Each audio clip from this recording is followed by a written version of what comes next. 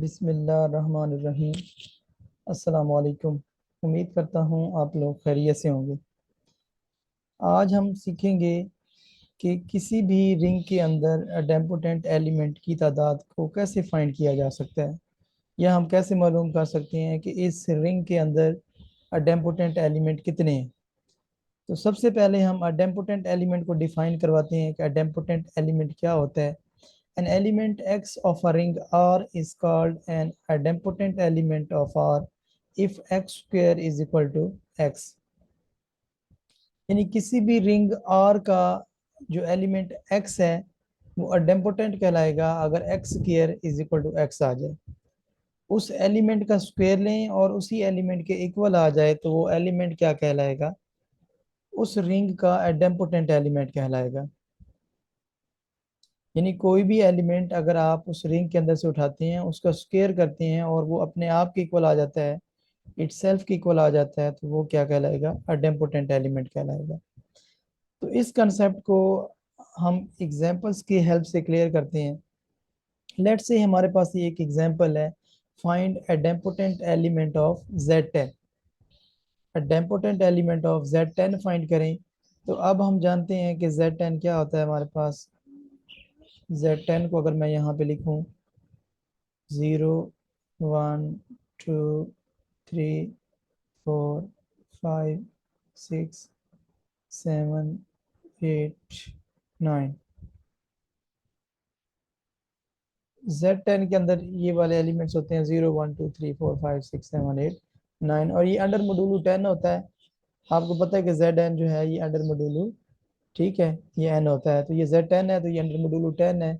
यानी इस ये जो रिंग है हमारे पास, इस रिंग के अंदर हम 10 से ऊपर वाले एलिमेंट्स नहीं लिख सकते, यानी 9 से ऊपर वाले 10 भी नहीं लिख सकते, 11 भी नहीं लिख सकते। अगर वो कुछ आ जाएंगे तो हम उनको क्या करवाएंगे, फिर 10 के ऊपर डिवाइड करवा देंगे। अब हम चेक करना चाहते हैं कि इसके अंदर एडेम्पोटेंट एलिमेंट कितने हैं। तो अब ये देखें, जीरो का स्क्वायर क्या आ जाता है, हम जानते हैं जीरो का स्क्वायर जीरो आ जाता है। इसी तरह वन का स्क्वायर क्या होता है, वन का स्क्वायर भी वन होता है। टू का स्क्वायर देखें क्या आता है, टू का स्क्वायर फोर आ जाएगा, और थ्री का स्क्वायर नाइन आ जाएगा। इसी तरह फोर का स्क्वायर कितना आ जाएगा। अब ये देखें, फोर का स्क्वायर 16 आ जाता है, लेकिन 16 तो इसके अंदर मौजूद नहीं है। तो अब हम क्या करेंगे, 16 को इसके ऊपर डिवाइड करवाएंगे, 16 को क्या करवाएंगे, 10 के ऊपर डिवाइड करवाएंगे। तो ये कितना आ जाएगा, अब ये देखें, मैं यहाँ पे कर भी देता हूँ। अगर आप 16 को इधर लिखें, 10 को इधर लिखें, तो 10 वन ज़ा 10 हो जाएगा, और यहाँ पे ये 6 बच जाएंगे, यानी ये रिमाइंडर हम लिखेंगे, इसकी जगह पे 6 लिखेंगे। फोर के स्क्वायर की, यानी फोर का स्क्वायर लेंगे तो क्या आंसर आएगा, 6 आंसर आएगा। इसी तरह 5 का स्क्वायर लें, तो 5 का स्क्वायर आ जाता है 25। 5 का स्क्वायर क्या आ जाता है, 25। और अगर हम 25 को इसी तरह डिवाइड करवा के देखें तो इसका रिमाइंडर 5 बच जाता है, इसका रिमाइंडर क्या बच जाता है, 5। सिमिलरली 6 का स्क्वायर क्या आ जाएगा, 36 हो जाएगा। और 36 को अगर हम 10 के ऊपर डिवाइड करवा के देखें तो ये इसका रिमाइंडर भी 6 आ जाएगा, यानी 6 का स्क्वायर भी 6 के इक्वल आ जाएगा। इस तरह 7 का स्क्वायर कितना हो जाएगा, 49, और इसका रिमाइंडर क्या आ जाएगा, 9 आ जाएगा। और सिमिलरली 8, 8 का स्क्वायर 64 हो जाएगा, और इसका रिमाइंडर जो है ये 4 आ जाएगा। और 9 का स्क्वायर 81 आ जाएगा, और 81 का रिमाइंडर 1 आ जाएगा। तो अब ये देखिए, इसमें हमने लिखे हैं, तो इसमें कौन कौन से एलिमेंट्स जो हैं जिनका स्क्वायर इटसेल्फ आ रहा है। तब ये देखिए, जीरो का स्क्वायर जीरो आया, वन का स्क्वायर वन आया, यानी जीरो का स्क्वायर उसके इक्वल आया, वन का स्क्वायर भी उसके इक्वल आया, और किसका स्क्वायर इसके इक्वल आया है, 5 का स्क्वायर उसके इक्वल आया है, और 6 का स्क्वायर भी इसके इक्वल आया है। बाकी नंबर्स का स्क्वायर उन नंबर्स के इक्वल नहीं आया। इट मीन्स कि ये जो रिंग है, ये जो रिंग है, इसके अंदर एडेम्पोटेंट एलिमेंट कौन कौन से हैं, जीरो, यानी 0 1 5 और 6, ये एडेम्पोटेंट एलिमेंट हैं इस रिंग के अंदर। और अडेम्पोटेंट एलिमेंट्स की तादाद कितनी है ये भी हम फाइंड आउट कर सकते हैं कि अडेम्पोटेंट एलिमेंट्स, अब ये देखें अडेम्पोटेंट एलिमेंट कितने निकले हैं इसके अंदर से, चार। अडेम्पोटेंट एलिमेंट ये देखें 0 1 5 6, अडेम्पोटेंट एलिमेंट्स की तादाद कितनी है, फोर। यानी अगर मैं यहाँ पे लिखूं नंबर ऑफ अडेम्पोटेंट एलिमेंट, इसके नंबर ऑफ अडेम्पोटेंट एलिमेंट कितने हो जाएंगे, नंबर ऑफ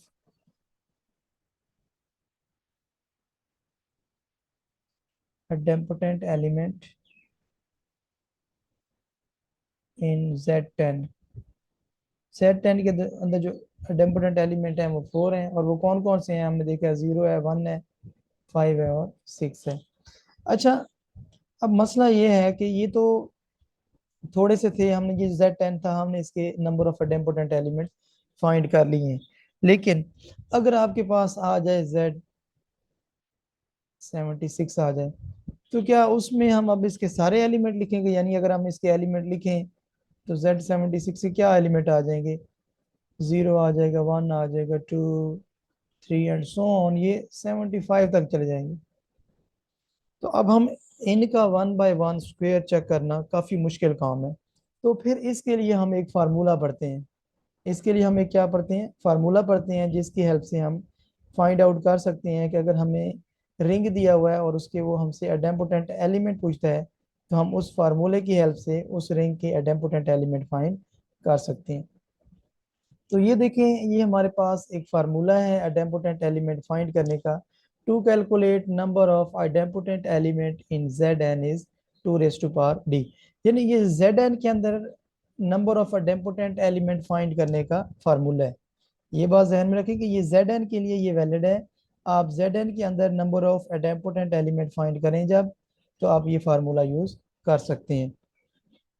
वेयर, अच्छा Zn ये 2⁻d है, और where d is number of distinct prime factors of n। ये क्या होता है, ये जो d है ये n के डिस्टिंक्ट प्राइम फैक्टर्स हैं। जैसे अभी देखिए हमने Z10 के फाइंड किए थे, Z10 के नंबर ऑफ आइडेम्पोटेंट एलिमेंट कितने आए थे, फोर। अगर हम इसी फार्मूले की हेल्प से करें तो 10 के देखिए प्राइम फैक्टर्स कौन से हैं, टू और फाइव है, टू और फाइव, यानी टू और फाइव ये 10 के प्राइम फैक्टर्स हैं। तो अब प्राइम फैक्टर्स की तादाद कितनी है, वन टू। तो अब ये देखें डी की जगह पे टू पुट करें तो 2⁻² कितना आ जाएगा, फोर। यानी इसके जो नंबर ऑफ आइडेम्पोटेंट एलिमेंट कितने हैं, फोर हैं। तो हम ये फार्मूले की हेल्प से उस सारी कैलकुलेशन से जो मैंने ऊपर आपको समझाई है उससे बच सकते हैं। अगर हम इस फार्मूले को समझ लें तो हम उस सारी कैलकुलेशन से बच सकते हैं। और इसके अलावा अगर कोई बड़ा आ जाता है तो उसका तो फिर इस फार्मूले से ही होगा, अदरवाइज हम उसका फाइंड नहीं कर सकते। ठीक है, एक बात ध्यान में रखनी है कि प्राइम फैक्टर्स की बात कर रहे हैं, जैसे Z10 है, तो अब 10 के अगर फैक्टर देखो तो वन भी है, ठीक है, टू भी है, फाइव भी है, 10 भी है। तो ये प्राइम नहीं है, 10 भी प्राइम नहीं है और वन भी प्राइम नहीं है। तो हमने ये प्राइम फैक्टर्स की बात की है, तो प्राइम फैक्टर इसके दो हैं, तो 2⁻² कितना आ जाएगा, फोर आ जाएगा, यानी ये होंगे इसके number of idempotent element. Similarly अगर हम देखें कि Z7 के अंदर जो है वो अडेम्पोटेंट एलिमेंट कितने हैं, तो अगर हम यही फार्मूला यूज करें कि Z7 के प्राइम फैक्टर्स देखें, अब हम देखते हैं, अब इसके सेवन के प्राइम फैक्टर्स देखें तो सेवन के अब सेवन ही प्राइम फैक्टर्स है, फैक्टर्स तो इसके दो हैं, वन और सेवन, लेकिन ये जस्ट वन ही जो है वो क्या है, प्राइम है, दूसरा प्राइम नहीं है। तो अगर हम इसके देखें, इसके अंदर कितने हैं आइडेम्पोटेंट एलिमेंट, तो 2⁻1 कितना आ जाएगा, टू आ जाएगा। इसको भी क्लियर कर लेते हैं, यानी इस फार्मूले को हम देख भी लेते हैं कि क्या ये फार्मूला ठीक है। तो हम इसको भी, यानी 0 1 2 3 4 5 6, ये सिक्स हो गए, ठीक है। Z7 के अंदर ये वाले एलिमेंट्स आएंगे। तो अब ये देखें, जीरो का स्क्वायर जीरो आ जाएगा, सिमिलरली वन का स्क्वायर वन आ जाएगा, टू का स्क्वायर कितना आ जाएगा, फोर, फोर इसके अंदर है, ठीक है। तो अब इस तरह चलें, टू का दी, अब थ्री का स्क्वायर लिखें, थ्री का स्क्वायर आ जाएगा नाइन। अब ये देखिए, नाइन को हम सेवन पे डिवाइड करवाएंगे तो कितना रिमाइंडर आ जाएगा, टू आ जाएगा। और इसी तरह अगर हम फोर का स्क्वायर लिखें तो फोर का स्क्वायर आ जाएगा 16, फोर का स्क्वायर क्या आ जाएगा, 16। और अगर हम इसको सेवन पे 16 को 7 पे डिवाइड करवाएं तो इसका रिमाइंडर 2 आ जाएगा। और सिमिलरली 5 का स्क्वायर 25 आ जाएगा, और इसको अगर हम 7 के ऊपर डिवाइड करवाएं तो इसका रिमाइंडर 4 आ जाएगा, और 6 को 36 आ जाएगा और इसका रिमाइंडर 1 आ जाएगा। तो ये देखें, अब इसमें अडेम्पोटेंट एलिमेंट ये है और ये है, ये इसके अलावा हमें कोई भी अडेम्पोटेंट एलिमेंट नहीं मिला, यानी ये भी इटसेल्फ इक्वल नहीं आया, ये भी नहीं आया, ये भी, ये भी और ये भी।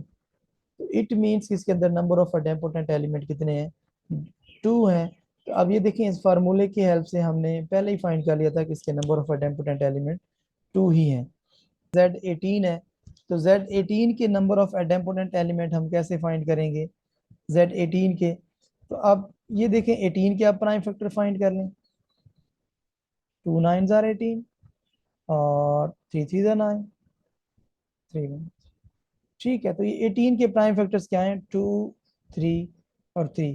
तो ये 3 दो बार रिपीट हुआ है तो ये डिस्टिंक्ट नहीं है, तो इसको हम क्या करेंगे, यानी इसको हम एक बार ही काउंट करेंगे, यानी 2 की पावर क्या हो जाएगी फिर, 2 हो जाएगी, क्योंकि ये दो प्राइम फैक्टर्स है ना, 2 है और 3 है।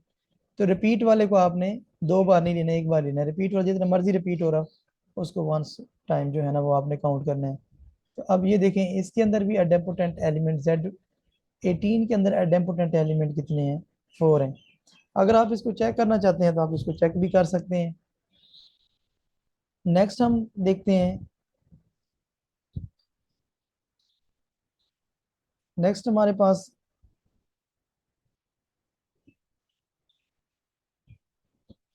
अच्छा अब ये देखें, अगर आपने ऐसे कैलकुलेट करना हो, इस तरह आपको आ जाए कि Z30 क्रॉस Z12, यानी ये जो रिंग आपको गिवन है इसका, इसके एडेम्पोटेंट एलिमेंट कितने होंगे, यानी इसके नंबर ऑफ एडेम्पोटेंट एलिमेंट कितने होंगे। तो आपने इसका सिमिलरली Z30 का अलग से फाइंड कर लेना है और Z12 का अलग से फाइंड कर लेना है। तो अब ये देखें, 30 के अगर आप प्राइम फैक्टर्स देखना चाहते हैं तो आप 30 को कर लें,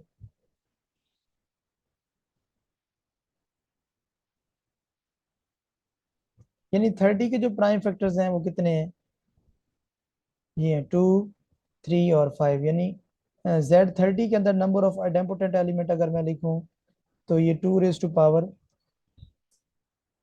3 हो जाएगी, यानी 8 आइडेम्पोटेंट एलिमेंट Z30 के अंदर है। Number of idempotent elements in 30, Z30 ये कितने हैं, 8 हैं। सिमिलरली Z12 के अंदर नंबर ऑफ आइडेम्पोटेंट एलिमेंट कितने हैं, Z12 के अंदर। तो अब ये देखें, Z12 को अगर हम देखें तो इसकी भी प्राइम फैक्टराइजेशन ये 2 2 और ये 3 आ जाएगा। तो अब ये तो सेम है, ये तो सेम है, यानी इनको वन का वंस टाइम काउंट करेंगे और ये है, तो यानी 2 raised to power 2 हो जाएगी, यानी 4। Z12 के अंदर 4 नंबर ऑफ अडेम्पोटेंट एलिमेंट आएंगे और Z30 के अंदर 8 अडेम्पोटेंट एलिमेंट आएंगे। तो so number of idempotent element in Z30 cross Z12, तो क्या हो जाएगा, नंबर ऑफ अडेम्पोटेंट एलिमेंट, चले मैं यहाँ पे लिख देता हूँ, नंबर ऑफ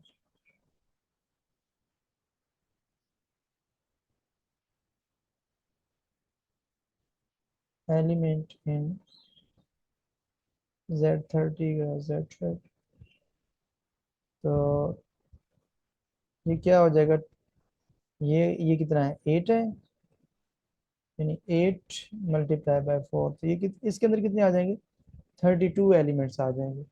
यानी Z30 क्रॉस Z12 के अंदर नंबर ऑफ आइडेम्पोटेंट एलिमेंट कितने होंगे, 32 होंगे। उम्मीद करता हूँ आपको आज का लेक्चर समझ आया होगा। अल्लाह हाफिज़।